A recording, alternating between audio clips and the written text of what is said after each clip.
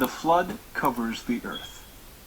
When everything was ready, the Lord said to Noah, "Go into the boat with all your family, for among all the people of the earth I can see that you alone are righteous.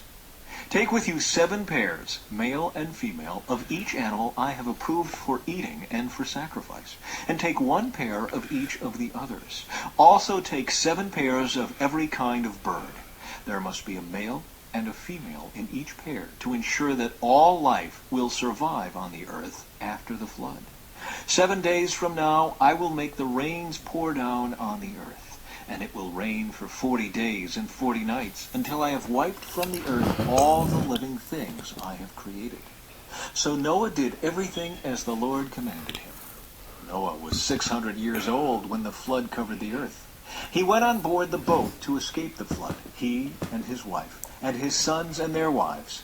With them were all the various kinds of animals, those approved for eating and for sacrifice, and those that were not, along with all the birds and the small animals that scurry along the ground. They entered the boat in pairs, male and female, just as God had commanded Noah. After 7 days the waters of the flood came and covered the earth. When Noah was 600 years old, on the 17th day of the 2nd month, all the underground waters erupted from the earth, and the rain fell in mighty torrents from the sky. The rain continued to fall for 40 days and 40 nights. That very day Noah had gone into the boat with his wife and his sons, Shem, Ham, and Japheth, and their wives. With them in the boat were pairs of every kind of animal, domestic and wild, large and small, along with birds of every kind. 2 by 2 they came into the boat, representing every living thing that breathes. A male and female of each kind entered, just as God had commanded Noah. Then the Lord closed the door behind them. For 40 days the floodwaters grew deeper, covering the ground and lifting the boat high above the earth. As the waters rose higher and higher above the ground, the boat floated safely on the surface.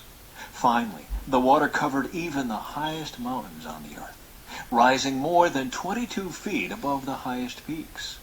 All the living things on earth died: birds, domestic animals, wild animals, small animals that scurry along the ground, and all the people. Everything that breathed and lived on dry land died.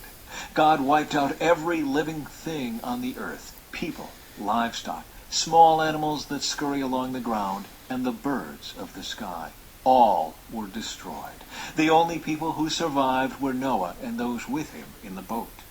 And the floodwaters covered the earth for 150 days.